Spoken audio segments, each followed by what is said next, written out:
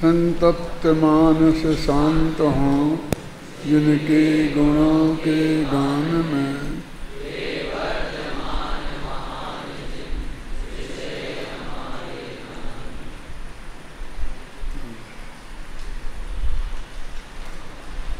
234वीं गाथा चलेगी ना? पढ़ो गाथा।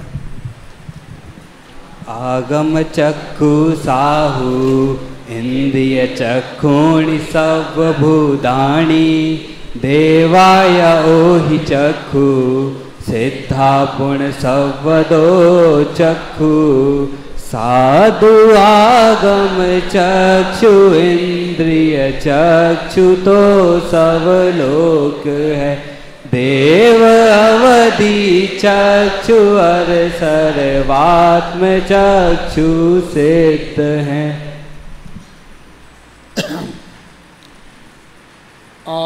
साधु आगम चक्षु, साधु आगम की आंख से देखते हैं।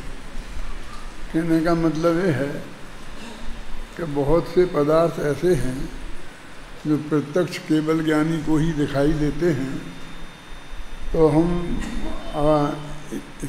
इस चमड़े की आँख से वो हमें दिखाई नहीं दे सकते हैं।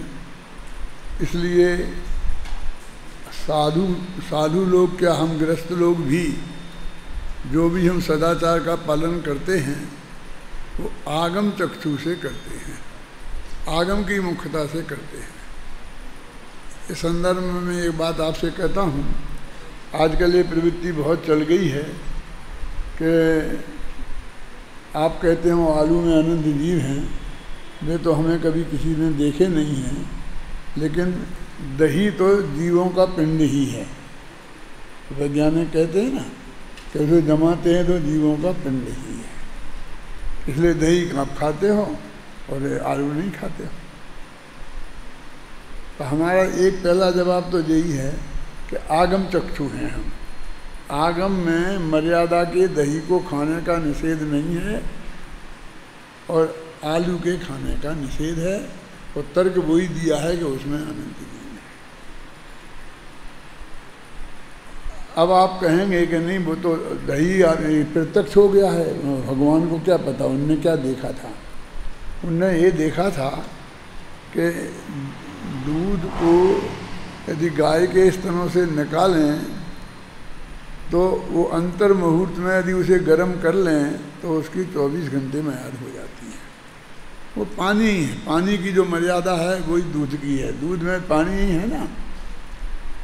तो वो जब तक गाय के स्तनों में रहता है तब तक वो अपनी एक मर्यादा में रहता है, और बाहर आए तो समझ लो उसमें जो पानी है वो अंतर मुहूर्त में अनछना हो जाएगा, फिर वो अनछने पानी का दोष हो जाएगा। तो उसके पहले हम प्रासुक कर लें, पानी को भी प्रासुक कर लेते हैं तो 24 घंटे उसकी म्याद हो जाती है कि उसमें ये बात जीवाणु नहीं पड़ते हैं, और 24 घंटे बाद फिर पड़ने लगते हैं। 24 घंटे के भीतर उस दूध को हमने जमा दिया, उससे नहीं दही के जामन से, चांदी के टुकड़े से, ऐसे किसी साधन से जिसमें जीवाणु नहीं थे, तो फिर वो 24 घंटे की मर्यादा के भीतर तक वो दूध जैसी ही दही की भी मर्यादा हो गई।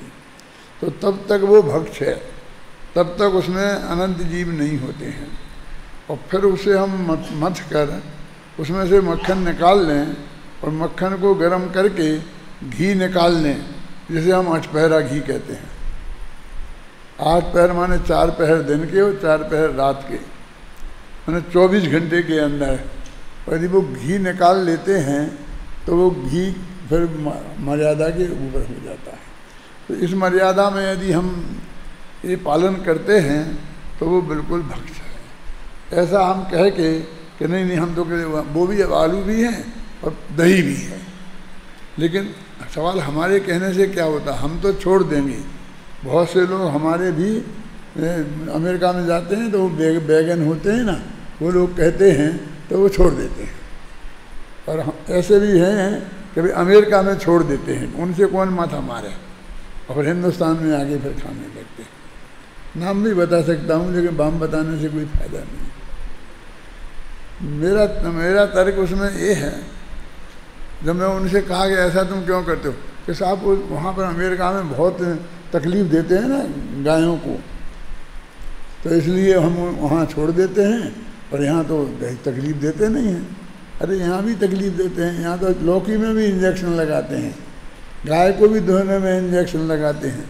कह रहे वो तर्क में हमको आगे पीछे नहीं पड़ना, हम तो आगम चक्षु है ना, तो आगम की ये मर्यादा है, इस मर्यादा में यदि हम दूध दही घी का सेवन करें तो कोई दिक्कत नहीं। फिर कहेंगे नहीं हम करेंगे नहीं, क्या दिक्कत है? सवाल इसका नहीं है कि तुम्हें तो कोई दिक्कत नहीं है, लेकिन दिक्कत ये है कि जिनवाणी में कहा है तो तुमने जिनवाणी पे अविश्वास प्रकट किया। सबसे पहला अपराध ये कि तुमने जिनवाणी पर अविश्वास प्रकट किया और जिनेंद्र पर अविश्वास प्रकट किया। वो जिनेंद्र की वाणी है, और फिर दूध तो अकेले गाय की थोड़ी है, अपनी माँ का दूध भी तो दूध ही है ना। फिर तुम गाय का नहीं पियो तो अपनी माँ का भी मत पियो, और तो सब तीर्थंकरों ने भी पिया। मेरा मतलब ये है कि हम उसकी इससे कह के कि हमको हम नहीं पिएंगे क्या फर्क पड़ता है, इससे काम नहीं चलेगा। हम आगम चक्षु नहीं रहे, फिर हम अपने उससे विवेक के निर्णय पर हमने उस बात को छोड़ दिया, समझ गए ना। इसलिए तुम्हें खाना के नहीं खाना, पीना के नहीं पीना, मत पियो, लेकिन तुम ये तर्क सही नहीं है तुम्हारा। अब दूसरा की तकलीफ ये है कि भाई हमको कहाँ ऐसा है, जब शहर में गायें रहती थीं और हम अपने आँख के सामने दोह के ले आते थे और फिर अंतर्मुहूर्त के भीतर लाते ही गर्म कर लेते थे, और वो मर्यादा हमारी पल जाती थी। अब तो 40 किलोमीटर चली गई दूर, इक्की दुक्की कहीं होंगी, अब वो भी जाने वाली हैं, तो अभी वो हमको वैसा दूध मिल ही नहीं सकता, तो हम उसको अंतर्मुहूर्त में गर्म कर लें। तो हम क्या, तुम क्या करो तुम नहीं करो, आगम इसके लिए जिम्मेवार नहीं है। वो तो जो मर्यादा है और जिस विधि से मर्यादा है वो उसने बताई है। तुम पालन कर सकते हो तो करो, नहीं कर सकते हो तो नहीं करो। वहाँ तो कर सकता है ना, वो गाय से निकाल जो गौशाला वाला है वो तो कर सकता है ना, कि साहब उसका क्या भरोसा। अरे तुम 100-50 जैनी मिल जाओ कि हम तेरा इतना दूध एक साथ खरीदेंगे, लेकिन तुम उस दूध को तत्काल वहाँ गर्म कर और ऐसा करके ला, तो वो तो 100 दफ़े लाएगा। 1 रुपया ज़्यादा दो, बस खत्म, इससे ज़्यादा तो कुछ है नहीं ना। यही तुम्हें चाहना है तो व्यवस्था मैंने हो सकती है, कहने का मतलब ये है, लेकिन हम आगम चक्षु से आगे हम नहीं बढ़ेंगे, हैं। तो सब हमें आलू में तो दिखते ही नहीं, लेकिन आगम में लिखा है ना, तो एक ही नहीं 4 हाथ ज़मीन देख के चलना। अब मैंने आपसे कहता हूँ कि आप वहाँ से पढ़िए इसे, तो आप नहीं पढ़ पाते हैं। इसका क्या मतलब है कि जीव इतने भी तो होते हैं जितने बड़े ये अक्षर हैं, तो वे हमें नहीं दिखेंगे, तो बेजीव तो मरेंगे ही नहीं हमारी, तो वे क्या करें। आगम में लिखा है ईरिया समझ पूर्वक चलो, 4 हाथ आगे ज़मीन देख के चलो, हम वो पालन करते हैं। अब 1 हाथ देख के, अब तो चक्षु तो इधर ही हैं जो ज़मीन से 4 हाथ ऊपर हैं, है ना, तो अशक्यानुष्ठान भी एक होता है। तो उनने जो भी संभव था वो बता दिया कि 4 हाथ ज़मीन देख के चलो, इस तरह स्नान समिति को पालो, आहार में शुद्धि का इस तरह ध्यान रखो। यदि वो मन शुद्धि, वचन शुद्धि और काय शुद्धि बोल देता है दातार, तो तुम मान लो। कैसा हो, क्या भरोसा उसका। वो दुकान पर जाके 50 झूठ बोलता है और यहाँ उसे झूठ बोलने में क्या लगता है, क्या। अब वो कहते हैं तो हम क्या करें उसके लिए। हम तो एक मर्यादा है कि अपनी वो हमारी नवदा भक्ति पूर्वक दे रहा है, तो वो हमारी सारी क्रिया को जानता है और ये बोल रहा है उसका अर्थ क्या है। अब फिर भी वो झूठ बोलेगा तो बोलेगा, हमारे अशक्यानुष्ठान है, हमारी जो मर्यादा है हम उसका पालन करेंगे। इसी का नाम आगम चक्षु है।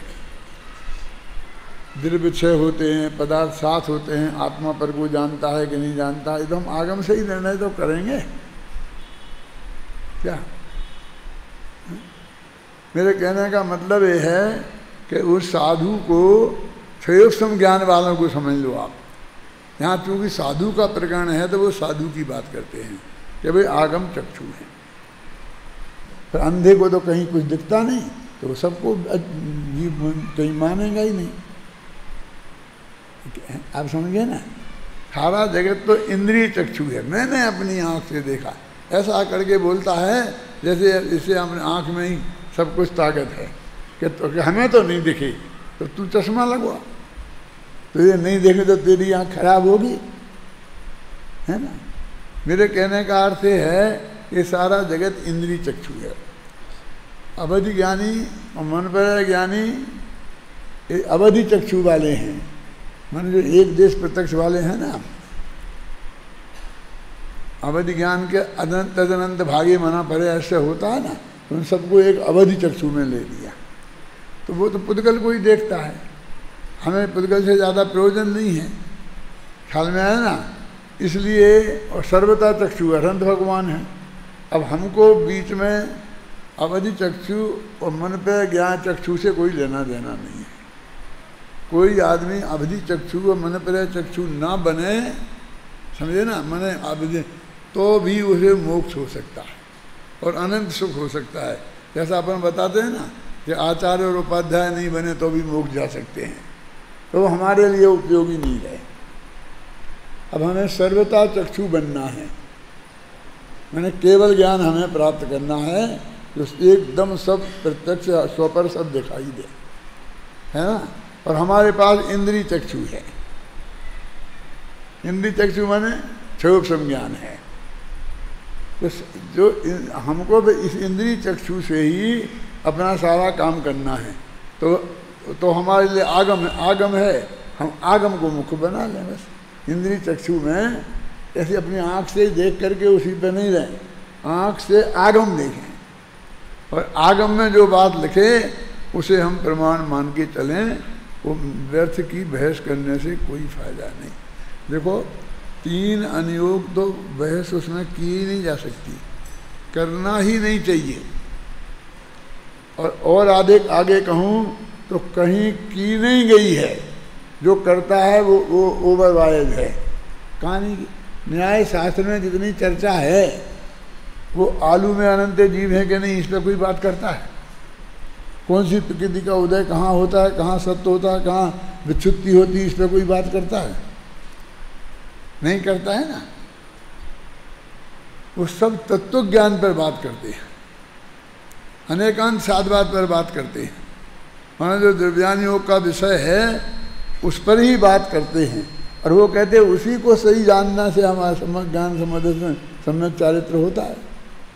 हमें जो बाह्य सम्यक चारित्र पालना होगा, जैसे हम बाह्य व्यवहार चारित्र कहते हैं, वो तो आगम के आधार से हम पालेंगे, उससे हमारा सारा काम हो जाएगा।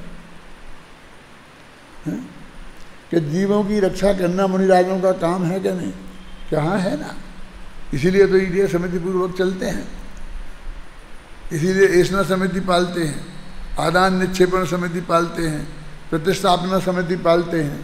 भाषा समिति का तो बोलने से संबंध है, ख्याल में है ना।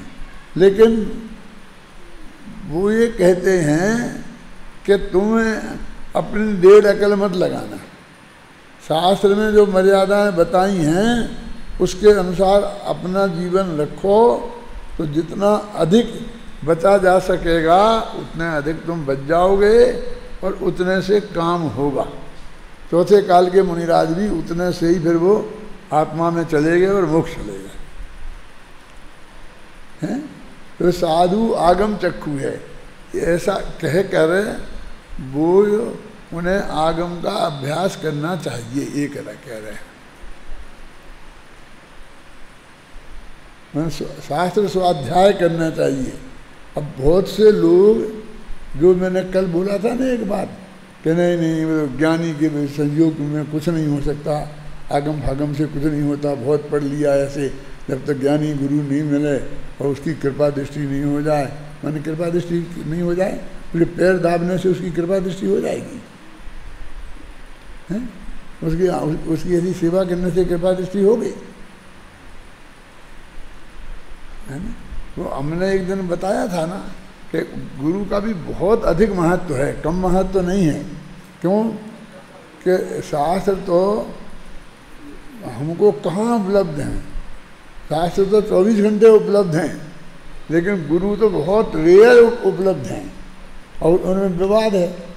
फिर हम कहेंगे सुक्तो यदि सर्वज्ञो कपलो नेति का प्रमा, कपलो यदि सर्वज्ञो सुक्तो नेति ना प्रमा। मैं कहता हूँ मैं समदृष्टि हूँ, तुम कहते मैं समदृष्टि। फिर वही कहेंगे तुम समदृष्टि हो तो मैं क्यों नहीं हूँ, मैं समदृष्टि हूँ तो तुम क्यों नहीं हो, और दोनों समदृष्टि हैं तो दोनों में मतभेद क्यों है। मतभेदा कथम तयो, वो अपना तर्क है ना। तो ऐसे हम नहीं चलेगा, वो तो विवाद में ही पड़ जाएंगे। और आगम तो एक सुनिश्चित है, समय साल की गाथा तो नहीं पलट जाएगी, वो तो रहेगी ना। इसलिए यहाँ पर आगम के अभ्यास पर बहुत वजन दिया जा रहा है। ये शुरू की जितनी गाथाएं हैं मोक्ष मार्ग प्रज्ञापन की, अपना ये तीसरी या चौथी पढ़ रहे हैं, तो ये गाथा में, पिछली गाथाओं में भी आगम का स्वाध्याय करना चाहिए। ऐसा कहकर कि साधु आगम चक्षु होते हैं। साधुओं का प्रकरण है ना चरणान योग सूचक चूलिका में। क्यों कि उन्हें सर्वथा चक्षु बनना है। सर्वथा चक्षु माने सारी दुनिया को जानना है, सर्वांग से जानना है। जैसे अपन आँख से देखते हैं, कान से सुनते हैं, ऐसा नहीं है। आत्मा के असंख्य प्रदेश हैं, उस सर्वांग से सबको जानना है ना। सर्वतो चक्षु है ना, तो सर्वतो चक्षु हमें बनना है कि अकेले आत्मा को जानना है, पर को तो आत्मा जानते ही नहीं है। जब पूरी निर्मल पर्याय हो जाएगी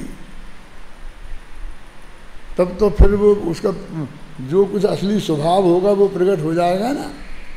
यदि ये है कि आत्मा पर को नहीं जानता है तो फिर वो सर्वज्ञ भगवान तो नहीं जानेंगे गारंटी से। फिर उन्हें सर्वज्ञ क्यों कहते हो, अल्पज्ञ कहो ना। अब यहाँ एकदम स्पष्ट शब्दों में सर्वतो चक्षु लिखा है, और ये भी लिखा है कि सर्वतो चक्षु बनने के लिए हमें आगम चक्षु बनना चाहिए। अभी मैं पढ़ता हूँ टीका, बस बात तो जो उसमें कही है वो पूरी आ गई है ना। नहीं भी पढ़ूँ तो भी काम चलता है, लेकिन अब हम किताब लेके बैठे हैं तो पढ़ते ही हैं।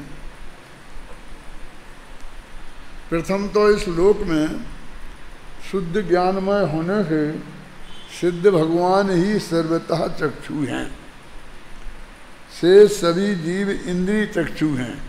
माने इसका उसका मतलब हो गया छायिक ज्ञान वाले उन्हें अरहंत सिद्ध दोनों सर्वतो चक्षु हैं, और क्षयोपम ज्ञान वाले ये सारा जगत इंद्रिय चक्षु है। क्योंकि उन सभी की दृष्टि तो मूल पदार्थों में ही लग रही है, क्योंकि इंद्रियों से मूल पदार्थ ही जाने जाते हैं, अमूर्त तो पदार्थ जाने नहीं जाते हैं। देवगण सूक्ष्म मूर्त द्रव्यों को देखते जानते हैं अवधि ज्ञान से, इसलिए वे अवधि चक्षु कहे जाते हैं। तथापि वे मूर्त द्रव्यों को ही देखते जानते हैं, इसलिए एक प्रकार से वे इंद्रिय चक्षु ही हैं। अवधि चक्षु भी इंद्रिय चक्षु ही हैं। इस प्रकार ये सभी संसारी जीव मोह से उपहत ज्ञेयनिष्ठ होने से ज्ञान निष्ठ शुद्धात्म संवेदन से सधने वाले सर्वथा चक्षु नहीं हो सकते। देखो ये इस प्रकार के बाद की जो भाषा है इस पर ध्यान दो।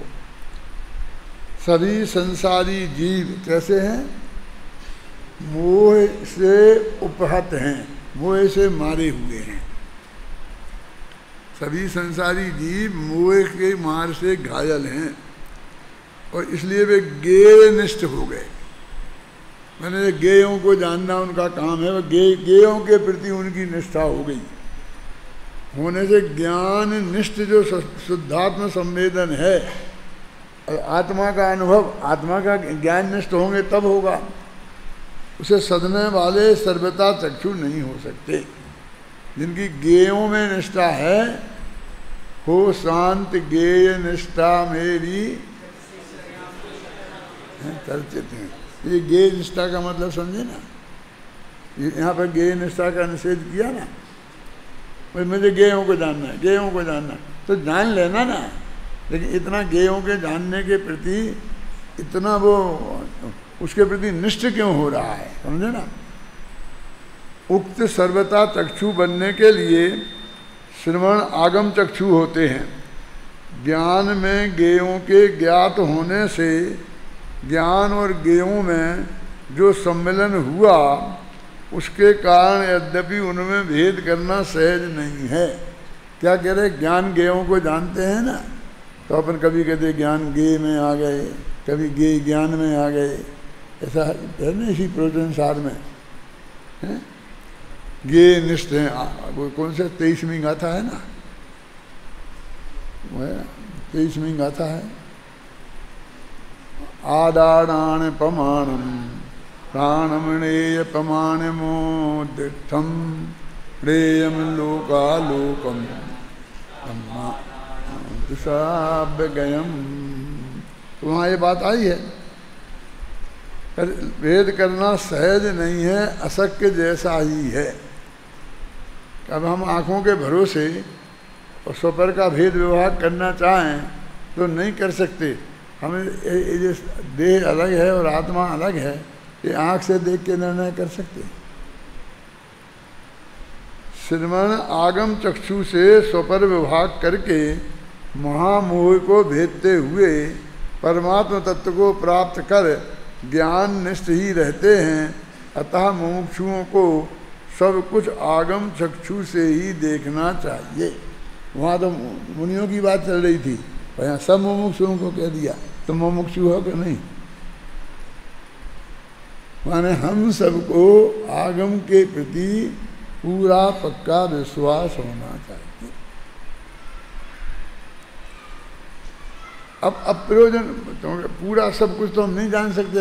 आगम में जितना लिखा है वो भी तो हम जब कौन सा केवली होंगे ना, शुद्ध केवली, तभी जान पाएंगे ना, ख्याल में ही ना। तो हमें सब जानने की जरूरत भी नहीं है। जो प्रयोजनभूत तत्व हैं बस उतना ही हमें जानना जरूरत है। आगम में लिखा है कि देह जुदा है और आत्मा जुदा है, दोनों के बीच में वज्र अत्यंताभाव की वज्र की दीवार है, इसलिए कोई किसी का कुछ कर नहीं सकता है। पर हम तो कहते हैं हमने तो करके देख लिया, तो देखो कर रहे हैं ना, देखो कर रहे हैं ना। मुर्दा नहीं कर पाता है, हम कर लेते हैं, ऐसे तर्क देते हैं आगम इंद्रिय चक्षु वाले तर्क। अरे तुझे एक आत्मा तो दिख ही नहीं रहा ना, आत्मा के असंग प्रदेश तो दिख ही नहीं रहे हैं। यदि सिर्फ पुद्गल के ही प्रदेश दिख रहे हैं ना। इस प्रकार हम देखते हैं कि इस गाथा का संपूर्ण बल आगम और परमागम के अभ्यास पर ही है, क्योंकि इंद्रिय ज्ञान, अवधि ज्ञान और मनःपर्याय ज्ञान से भी कुछ जानने में नहीं आता कि जो मुक्ति मार्ग की साधना में उपयोगी हो। मैंने वो नहीं जानने में आता है जो मुक्ति मार्ग की साधना में उपयोगी। जो लोग कहते हैं ना कि आत्मा पर को जानता ही नहीं है, तो उनके लिए तो अवधि ज्ञान तो कुछ रहा ही नहीं है, क्योंकि अवधि ज्ञान का जानना तो पुद्गल को ही जानना है। क्यों?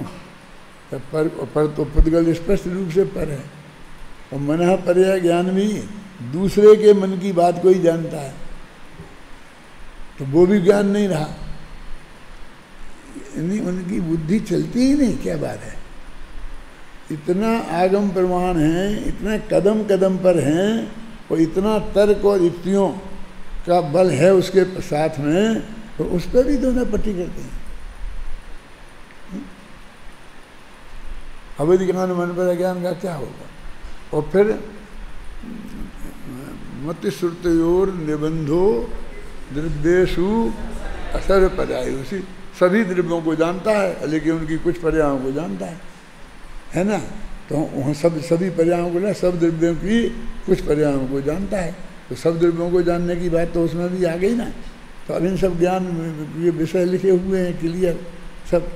अब तत्वासूत पढ़ा क्या नहीं पढ़ा यही पता नहीं चलता है। तात्पर्य यह है कि बहिर्मुखी इंद्रिय ज्ञान तो आत्महितकारी है ही नहीं। अवधि ज्ञान और मनपर्याय ज्ञान की भी यही स्थिति है, क्योंकि वे भी बहिर्मुखी हैं। मात्र पुद्गल को ही देखते जानते हैं। भाग्य की बात है कि हम गृहस्थों को मन पर ज्ञान नहीं होता, और उन छठवें गुणस्थान वाले मुनिराजों के ऊपर ही होता है, और उन्हें कोई दूसरे के मन की बात जानने में कोई रस नहीं है। तो कभी कभी तो ऐसा होता है कि सारी जिंदगी वो मन पर ज्ञान उन्हें रहता है और वे उसका उपयोग ही नहीं करते, क्योंकि जरूरत है उन्हें मन की बात जानने की क्या है। नहीं आहार में को जाएं तब तो जान लेंगे कि इसके मन में क्या है, तो एक दिन आहार भी नहीं कर पाएंगे। क्यों? ये महाराज इधर तो आए नहीं, उधर चले गए, इधर लखपतियों का घर देखते हैं, वहाँ माल मसाला मिलेगा, हमारे यहाँ क्या मिलेगा। अब तुम क्या सोच रहे हो, और उनके मन पर ज्ञान में उपयोग करें तो ये बात आ जाएगी, तो तुम्हारे यहाँ आहार कैसे करें? ये उसका उपयोग करते ही नहीं हैं। आगम के अभ्यास रूप श्रुत ज्ञान ही एकमात्र ऐसा ज्ञान है जो आत्महित में साधन बनता है।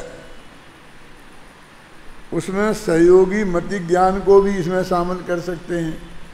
क्यों श्रुतम मति पूर्वम, है ना। भले ही ये दोनों ज्ञान परोक्ष ज्ञान हों, तुम्हारी तो परोक्ष हैं, वो प्रत्यक्ष हैं। अब वो कैसे ही हों, लेकिन हमारे काम के तो यही है ना। हमारा बेटा काना है, काला है, कलूटा है, फर्स्ट डिवीज़न पास होता है, लेकिन हमारा बुढ़ापे में तो वही काम आएगा ना, है। दूसरे का बेटा गोरा भूरा बहुत बढ़िया है, फर्स्ट क्लास फर्स्ट आता है, वो हमारे क्या काम का। जो हमारे पास है उपलब्ध, हमारे काम तो वही आएगा ना। पर है उपयोगी क्या? भले ही दोनों ज्ञान परोक्ष ज्ञान हों, पर हैं उपयोगी। पर प्रत्यक्ष ज्ञान होने पर भी अवधि ज्ञान और मनापर्याय ज्ञान उपयोगी नहीं, क्योंकि वे मात्र पुद्गल को ही जानते हैं, सबको नहीं। जबकि मतिश्रुत ज्ञान का विषय सभी पदार्थ हैं। अब जो मात्र पुद्गल को ही जानते हैं, तो ऐसा हो गया ना, मात्र पर को ही जानते हैं। तो ऐसे कथन तो मिलेंगे कि मात्र पर को ही जानते हैं, लेकिन ऐसा एक कथन निकाल के बताओ कि जो अकेला आत्मा को ही जानते हैं। क्योंकि जो आत्मा को जानते हैं वो पर को तो जानता ही है। जो पर को जाने वो आत्मा को जाने, वो नहीं जाने, ऐसा हो सकता है। अवधि ज्ञान मन पर है ज्ञान, लेकिन जो मति ज्ञान और शुद्ध ज्ञान आत्मा को जानते हैं, वो केवल ज्ञान आत्मा को जानते हैं, वो पर को भी जानते हैं, है ना। उल्टा नियम तो हो सकता है, लेकिन ऐसा नियम नहीं हो सकता है। हाँ, एक प्रश्न अवश्य हो सकता है कि सिद्धों के समान अरहंत भगवान भी तो सर्वथा चक्षु ही हैं।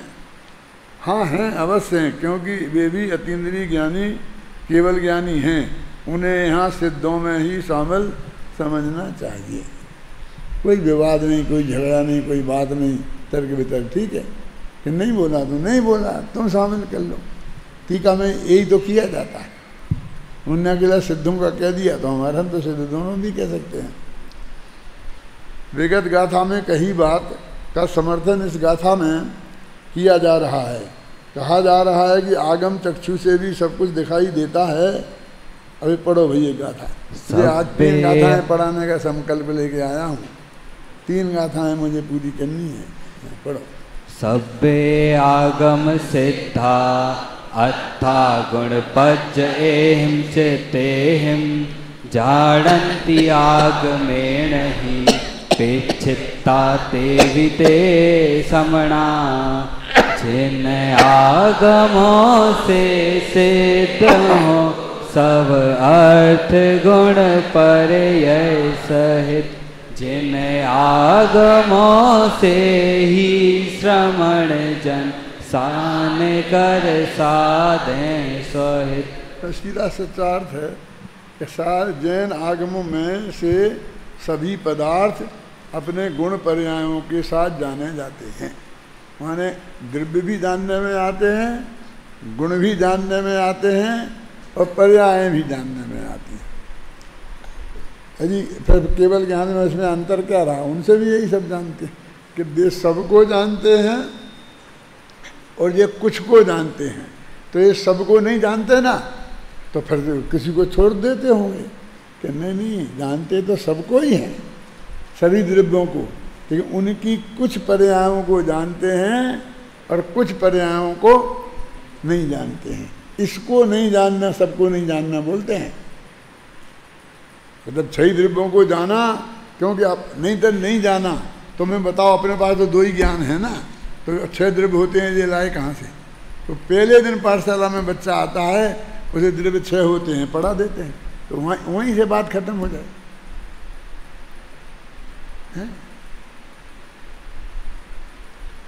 सभी द्रव्य आगम द्वारा जाने जाते हैं, क्योंकि सभी द्रव्य विशेष स्पष्ट तर्कणा से अवरुद्ध हैं। आगम से वे सभी द्रव्य विचित्र गुण पर्याय वाले प्रतीत होते हैं। विचित्र जानते किसे बोलते हो? चित्र किसे बोलते हैं? देखो, एक रंग होता है और चित्र बनाना हो तो रंग नहीं, तो चित्र नहीं बन सकता, तो कम से कम 2 चाहिए। तो हम जब एक कहें तो वो एक आदमी लाया, पेंसिल लेके पेन लेके आया और कागज़ पे उसने फटाफट गांधी जी का फोटो बना दिया। ये बना है ना एक ही रंग में, देख रहे हैं ना? तो कैसे नहीं बनता एक रंग से चित्र? कि 2 रंग हो गए ना इसमें, एक ये कागज़ का रंग और एक ये उसका रंग, तो कम से कम 2 रंग होना चाहिए। तो अब 2 हों, 3 हों, 4 हों, 5 हों, 6 हों, कितना ही हो, तो उनको बोलते हैं विचित्र। चित्र माने 2 और विचित्र माने विशेष प्रकार के अनेक, है ना? तो कहते विचित्र गुण पर्यायों सहित, क्योंकि जितने गुण द्रव्य हैं उनके उतने अनंत गुण हैं, उनकी एक एक गुण की पर्याय हैं और द्रव्य पर्याय अलग हैं और गुण पर्याय अलग हैं, तो अनंतानंत है ना, प्रतीत होते हैं। क्योंकि सह प्रवृत्त और कर्म प्रवृत्त अनेक धर्मों में व्यापक अनेकांतमय होने से आगम को प्रमाणिकता प्राप्त है। अब सह प्रवृत्त और कर्म प्रवृत्त क्या है? ये गुण जो हैं हर पदार्थ में एक साथ रहते हैं। ज्ञान है तो दर्शन है, सुख है, वीर है, इसलिए इन्हें सह प्रवृत्त बोलते हैं। और पर्यायें कर्म से होती हैं, है ना? एक पर्याय है, दूसरी पर्याय, वो कर्म प्रवृत्त। तो सह प्रवृत्त और कर्म प्रवृत्त, और दोनों में अनेकांत है। अनेकांत मैंने अनंत सह प्रवृत्त पर्याय हैं और अनंत कर्म प्रवृत्त पर्याय, अनंत गुण हैं और अनंत पर्याय हैं। तो इन बात को जानने में आगम प्रमाण है, आगम को प्रमाणिकता प्राप्त है। इसलिए सभी पदार्थ आगम सिद्ध ही हैं। हम कहेंगे नहीं, हम तो अपने देख के ही निर्णय करेंगे, और प्रयोजनभूत तो हम देख के कर सकते हैं, अप्रयोजनभूत भले ही जाने नहीं जाने। नहीं, देखो तुमको कैसा प्रयोजनभूत तो अपना आत्मा ही है ना, तो अजीब पुद्गल को जाने नहीं जाने चलेगा? सम्यक दृष्टि को 6 द्रव्य के नाम नहीं, 6 द्रव्य नहीं जाने चलेगा? सब जानना ही चाहिए, लोक का स्वरूप उसके ख्याल में होना ही चाहिए। और इसमें भी अभी लिखा निकलेगा, और टोडरमल जी ने तो बहुत से लिखा है कि पहले ज्ञान होता है और फिर सम्य दर्शन होता है। और कहते सम्य दर्शन को तो पहले कहा है कि कहा होगा कि, लेकिन ये भी तो कहा है कि दोनों की उत्पत्ति एक साथ होती है। सम्यक साथ है ज्ञान हुए पे भिन्न आराधन, तो एक साथ उत्पत्ति होती है, तो वास्तव में तो ज्ञान की पहले होती है। वो तो सम्यक दर्शन होता है तो ज्ञान को सम्यकपना उसके साथ आता है, इसलिए साथ उत्पत्ति बोलते हैं। लेकिन वही बात ज्ञान तो उसमें पहले ही नहीं। जब भी तुम्हें सम्यक दर्शन होगा तो कहते हमें अंदर आत्मा का दर्शन होगा, तब सम्यक दर्शन होगा। अरे इस क्षयोपम ज्ञान में आत्मा का दर्शन होगा ही नहीं। ये आगम से तूने जाना है, इससे ही काम चलना है। टोडरमल जी ने लिखा है, रहस्यपूर्ण चिट्ठी में बताया था, याद है कि मति इससे जाना, फिर उससे जाना, फिर परोक्ष ज्ञान से जाना, तो उससे उसमें परिणाम मंगन करता है। लिखा क्या नहीं लिखा? और इतना लिखा अंत में एक पंक्ति में कि जब वो अनुभव में चला जाता है तो लौट के बाहर आता है तो कुछ नया जान के नहीं आता। तो जो पहले आगम से जाना था वही जाना है। मैं देखते ऐसे वो तो सील लगती है।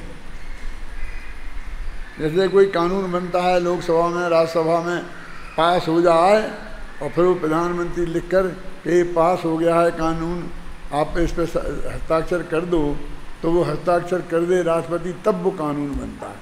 तब तक वो बिल है। बिल माने इच्छा है, माने जनता की इच्छा ये है, क्योंकि हम लोकसभा में पास किया है ना, और लोकसभा के लोग जनता के प्रतिनिधि हैं। तो बिल किसका है? बिल माने इच्छा किसकी है? जनता ने। अब वो उसको लगता है कि नहीं ये जनता की इच्छा है, लेकिन हमारी समझ में नहीं आता, जनता के हित में नहीं है। राष्ट्रपति को ऐसा लगे तो क्या करे? वो वापस भेज सकता है। तो फिर जो द्वारा पास कर दें तो फिर एक बार फिर वापस भेज सकता है। फिर लोकसभा राज्यसभा द्वारा पास कर दें तीसरी दफे, तो 3 दफे भेज सकता है। लेकिन चौथी दफे पास करके भेजें तो उसे साइन करने ही पड़ेंगे। तो आप कहें नाटक जैसा नहीं लगता है कि जब इनने पहले पास कर ही दिया है तो उसका मतलब बहुमत तो इनके हाथ में है ही, तो ये द्वारा भी पास कर देंगे और तिवारा भी पास कर देंगे, तो फिर उसको वापस भेजने का अर्थ क्या है? लेकिन तुमको उसका अंदाज़ा नहीं है, तुम नेता नहीं हो ना। एक दफ़े राष्ट्रपति वापस भेज देवे तो द्वारा किसी प्रधानमंत्री की हिम्मत नहीं है कि फिर द्वारा पास करा करके और वो राष्ट्रपति को द्वारा भेजे कि आप तो साइन करो, हमने द्वारा पास करके नहीं। सारा देश विरुद्ध हो जाता है कि राष्ट्रपति ने वापस भेज दिया था, तो जो 2 बहुमत से पास हो गया था ना, वे सब शेर हो जाते हैं कि ये आदेश के हित में नहीं है। ख्याल में है ना? तो फिर वो द्वारा पास कराना भी मुश्किल होता है। और वो कहता है कि नहीं, हम ये विरोध सिद्ध नहीं करना चाहते हैं कि हम राष्ट्रपति के विरोधी हैं। क्या फिर वो उस बिल को रिजेक्ट ही कर देते हैं। इसलिए वो ताकत छोटी ताकत नहीं है कि देने को तो ऐसी दिखती है कि वो उसे तो झक मार के करना ही पड़ेगा, ऐसी मजबूरी दिखती है, लेकिन उस मजबूरी में बहुत ताकत है।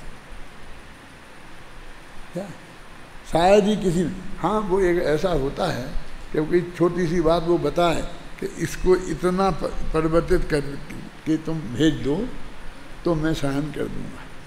ये बात अच्छी नहीं लग रही मुझे, मान लो वो ये कहे, इनने कहा कि हम ये सबको एक एक्सीडेंट हो जाएगा तो हमको 1 लाख रुपया देंगे, तो वो कहेंगे नहीं 1 लाख तो कम होते हैं, 2 लाख कर दो और फिर पास करा के भेज दो, तो वो कर देगा। आप समझ गए ना? आपकी में कोई साधारण मतलब करेक्शन बताए तो वो तो कर देगा, लेकिन कोई ऐसा बड़ा करेक्शन बताए कि जैसे बिल की आत्मा ही खत्म होती है ना, तो नहीं कर सकता। तो ऐसे ही श्रद्धा गुण है। वो श्रद्धा अंदर में जाके अनुभव में तो एक तरह सील लगती है, बाकी सारा निर्णय ज्ञान में होना है, और ज्ञान आगम ज्ञान से होना है। इसलिए आगम का ज्ञान बहुत प्रमुख हो गया, समझ गए? इसमें जो अपनी 4-5 गाथाएं हुई हैं उसमें क्या निष्कर्ष निकला अभी तक? आगम का ज्ञान बहुत मजबूत है। देखो ये हो गया, ये पूरा हो गया। कर्म प्रवृत्त धर्मों से व्यापक अनेकांतमय होने से आगम को प्रमाणिकता प्राप्त है, इसलिए सभी पदार्थ आगम सिद्ध ही हैं। वे सभी पदार्थ श्रवणों को स्वयमेव ही ज्ञेयभूत होते हैं, क्योंकि श्रवण विचित्र गुण पर्याय वाले सभी द्रव्यों में व्यापक अनेकांतात्मक श्रुत ज्ञानोपयोग रूप होकर परिणमित होते हैं। उनका ज्ञान ऐसा है कि वो उनमें सब जानने की सामर्थ्य है और उससे वो सब जानते हैं। तात्पर्य यह है कि आगम चक्षुओं से सभी कुछ भी अदृश्य नहीं है, अगम्य नहीं है। जितना जानना है मोक्ष मार्ग के लिए वो सब जाना जाता है। माने हमारे पास कितना ही कम ज्ञान हो, आगम ज्ञान है, जो भी आगम हमें उपलब्ध है, तो उसके आधार पर हमारा प्रयोजन सिद्ध हो सकता है, उतनी सामर्थ्य उसमें है। और वो आगम ज्ञान ही है, इंद्रिय ज्ञान नहीं है और दूसरे ज्ञान नहीं है। इसलिए आगम का स्वाध्याय अत्यंत आवश्यक है, समझे ना? उक्त संपूर्ण कथन का सार यह है कि आगम और परमागम के अभ्यास से सभी पदार्थों को जाना जा सकता है, अतः श्रवणजन आगम चक्षु होते हैं। आगम चक्षु साहू कहा था ना, उसका निष्कर्ष निकाला है। अब विगत गाथाओं में आगम ज्ञान की प्रतिष्ठा स्थापित करने के उपरांत अब इस गाथा में यह समझाते हैं कि आगम ज्ञान पूर्वक तत्व श्रद्धान और ज्ञान श्रद्धान पूर्वक संयम, इस प्रकार ज्ञान श्रद्धान और संयम की एकता ही मोक्ष मार्ग है। आ गया ना जो मैंने कहा था, क्या? आगम ज्ञान पूर्वक तत्व श्रद्धान, तो ज्ञान पहले आ गया ना, यानी सम्यक दर्शन होने के पहले आगम से तुम्हें भगवान आत्मा का स्वरूप जानना पड़ेगा। इसलिए देशनालब्धि बहुत महत्वपूर्ण हो जाती है। वो देशनालब्धि अकेले गुरु के उपदेश से ही नहीं होती है, आगम से भी होती है। मगर वो मूल जो वस्तु है वो आगम के जो माध्यम से सर्वज्ञ भगवान ने बताई है, वो हमारे ज्ञान में अत्यंत स्पष्ट होनी चाहिए।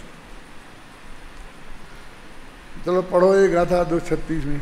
आगम पुब्बादिट्ठी न भवति जस्से संयमो तस्य नत्थीति भणति सुत्तम असंजतो होदिकिद समणो जिनागम अनुसार जिनकी दृष्टि ना वे असंयमी, यह जिनागम का कथन है वे श्रवण कैसे हो सके।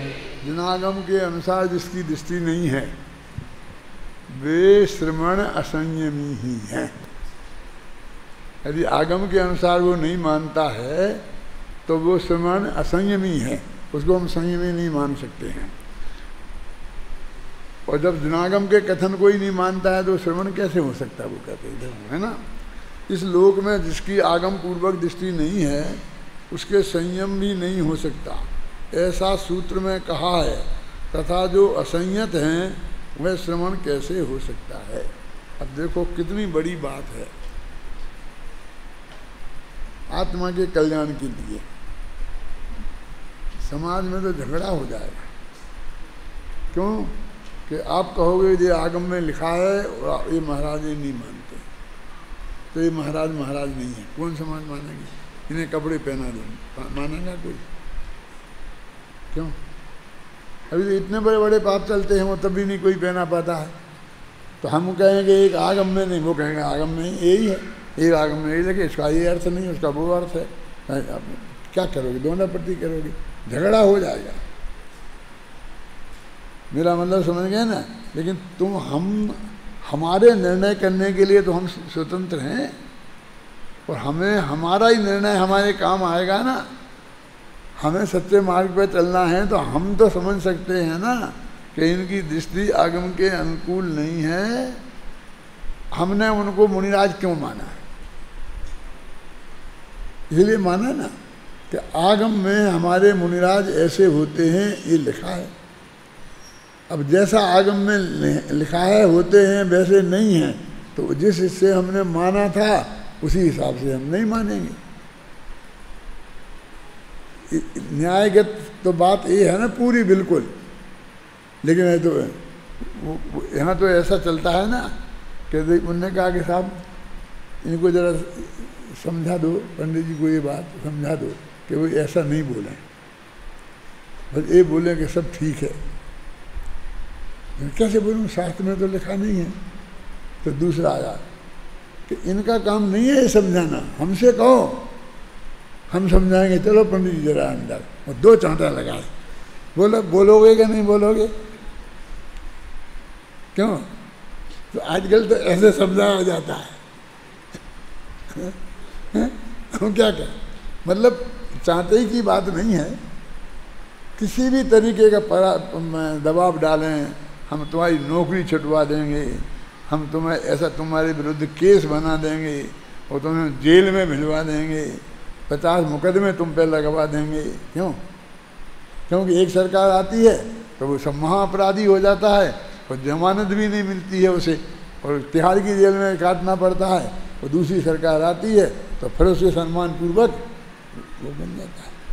ये जो आपके गृह मंत्री हैं ना अभी, ये खुद भी जेल में थे एक दिन, वो जो अभी जेल में है वे पहले गृह मंत्री थे। किसी ने पूछा था, पत्रकार ने, किसी ने, कि ये कितने दिन जेल में रहेंगे?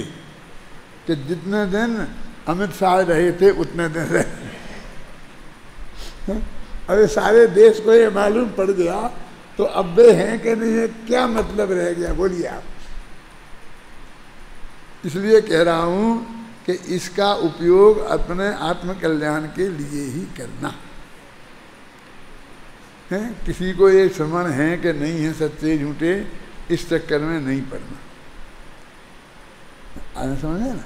और फिर ये आगम में लिखा है और एक अत्यंत विनय पूर्वक आप प्रतिपादन इसका होगा तो जिसको समझना होगा समझ जाएगा, और जिसे नहीं समझना है वो नहीं समझेगा। वो क्या करेंगे?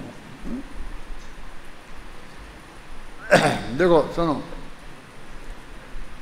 जो जीव शादवादमयी आगम ज्ञान पूर्वक होने वाली तत्वार्थ सिद्धांत लक्षण वाली दृष्टि, आवागे तत्वार्थ सिद्धांत ये दृष्टि का लक्षण, और वो कौन सी?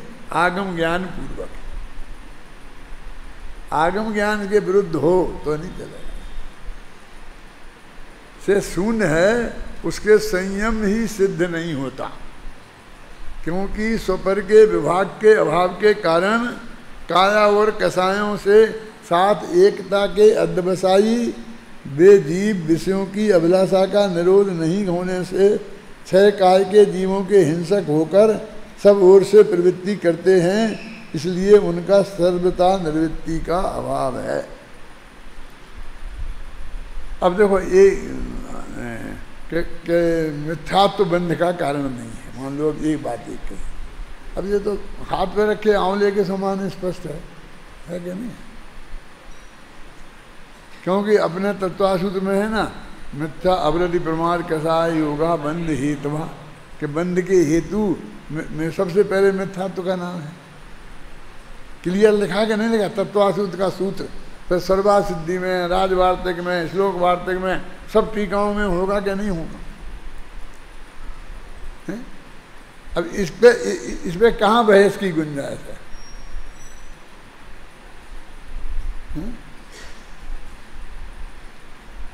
लेकिन अभी ऐसा हुआ कि 5, 7, 10 विद्वानों को चुन करके बुलवाया किसी ने।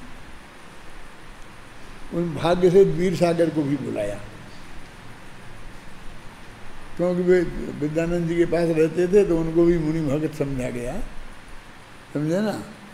तो उनको बुलाया और वहाँ जाकर के 10-15 चीज़ें लिख के रखी थी और इनने सुना दी कि ये सब आप इनका समर्थन करो,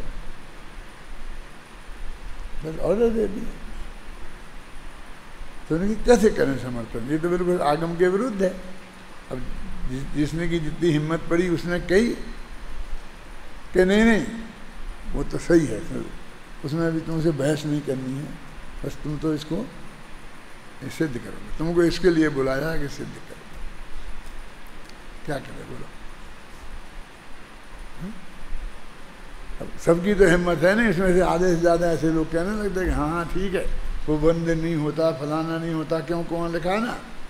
टोडरमल जी ने लिखा है कि जिन्हें बंद नहीं करना हो वे कसाय नहीं करे। देखो लिखा ना, तो कसाय बंद का लिखा, मिथ्या तो नहीं लिखा उनने। लेकिन वो कसाय शब्द का अर्थ वहाँ पर मिथ्यात, अवरति, प्रमाद और कसाय चारों हैं। कसायांत, कसाय है अंत में जिनके, माने ऐसे एक आध वाक्य कहीं किसी कारण से लिखे गए, उनको पकड़ के कि देखो ये आगम है, हैं? और 1000 जगह वो आगम है। जैसे ऐसे ही तो ये है और ऐसे ही वो पर को नहीं जानने वाला है। 1000 जगह लिखा तो उसको तो नहीं, एक आध जगह लिखा और वो भी लिखा कि भाई निश्चय ऐसे आत्मा पर को नहीं जानता है, क्योंकि तन्मय होके नहीं जानता है। तो ये एक वाक्य पकड़ करके बस बैठ गए और कहने लगे देखो ये लिखा है, देखो लिखा है। और वो तो व्यवहार है, वो व्यवहार तो झूठा होता है।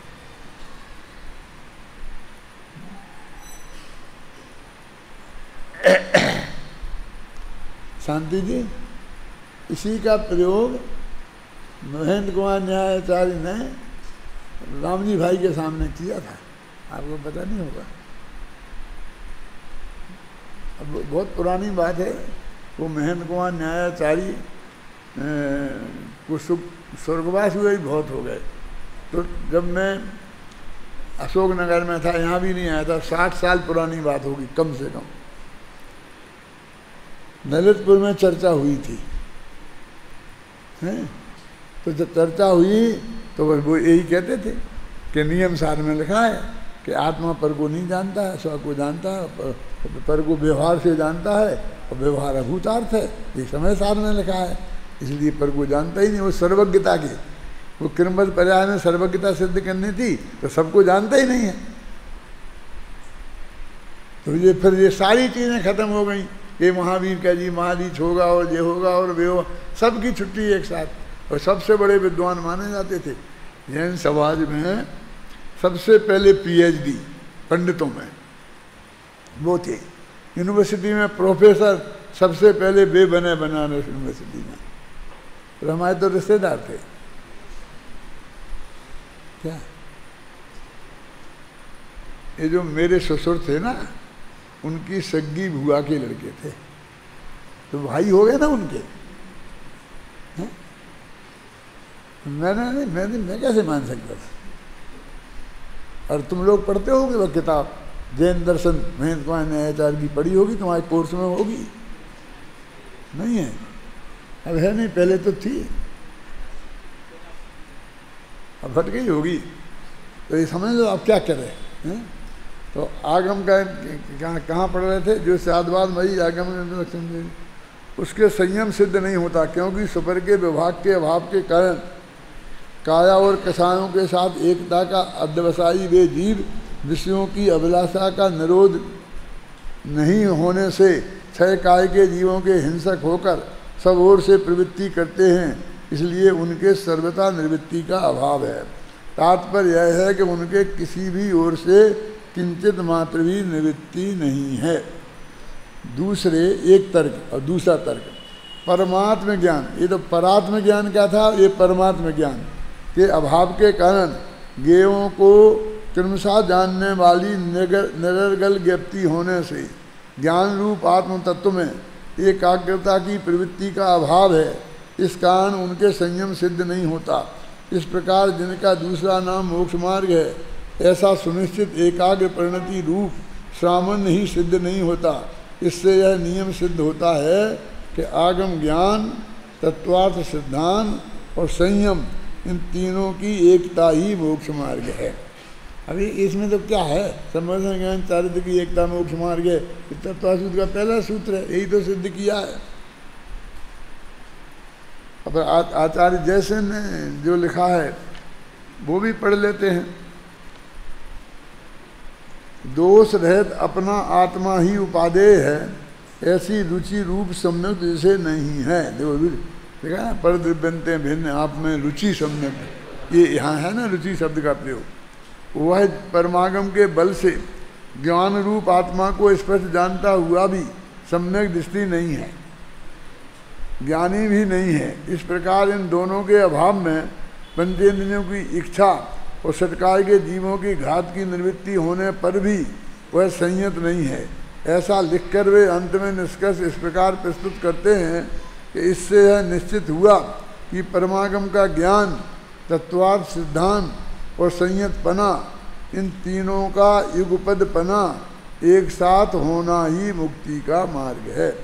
उक्त गाथा का सार मात्र इतना ही है, देखो, कि जिस श्रमण को साधवादमयी आगम के अभ्यास और आत्मानुभूत पूर्वक आत्मज्ञान नहीं है, वह श्रमण भले ही दिनागमानुसार आचरण करे, वृतादिक का पालन करे, उपवासादि तपस्रण करे, तथापि उसके संयम होना संभव नहीं है, सम्यक चारित्र होना संभव नहीं है, और इन तीनों की एकता बिना मोक्ष मार्ग नहीं हो सकता। अतः उक्त श्रमण के मोक्ष मार्ग भी नहीं है, इस कारण इनके श्रावण्य भी नहीं है। हो गया। अब अगली गाथा कल चलाएंगे। कौन 237वीं।